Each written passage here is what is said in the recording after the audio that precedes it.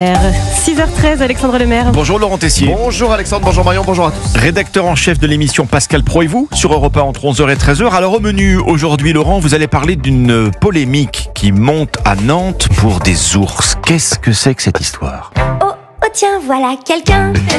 Je pensais Alexandre avoir tout vu, mais non, Oui. Europe Écologie Les Verts n'arrêtera jamais de me surprendre. En Loire-Atlantique, une section locale du parti a un combat. Musique s'il vous plaît en régie.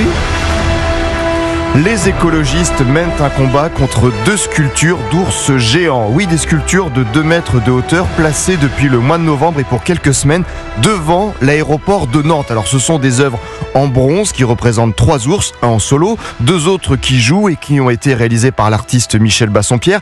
Mais ça n'est pas du goût des écolos à Nantes qui ont publié un communiqué, je cite, « Cette initiative étonne et détonne tant et direct le lien entre la disparition du monde animal et les effets néfastes de l'aviation sur la planète. Un groupe qui augmente par ses propres actions les facteurs de la 6e extinction de masse. » Bon, on parle de sculptures d'ours devant un aéroport, vraiment.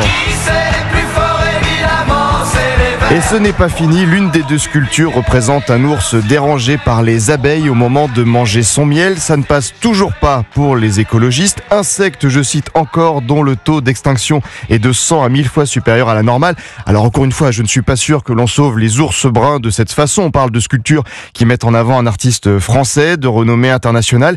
Mais la polémique, Alexandre, n'est pas si étonnante. Vous connaissez la devise cachée d'Europe Écologie Les Verts. Toujours plus loin, toujours plus haut, toujours plus fort.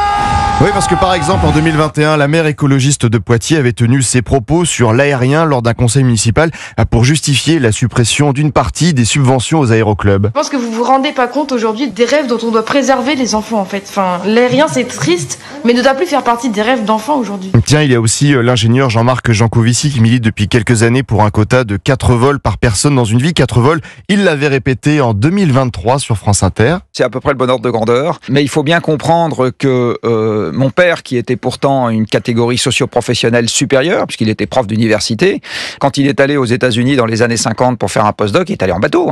Donc l'idée que même on puisse prendre 4 vols en avion dans une vie, il y a un gros demi-siècle, ça n'existait pas. Je veux dire, pour la population dans son ensemble. Bah oui, Alexandre Marion, et puis à l'époque, nos ancêtres n'avaient pas de voiture, déplaçons-nous en charrette, carrosse, je vais monter à cheval pour aller voir mes proches dans l'Ouest. Donc si je résume la vie idéale pour toutes ces personnes, faire moins d'enfants, car il faut faire attention à la surconsommation, il faudrait oublier la voiture et tout est fait pour en ce moment.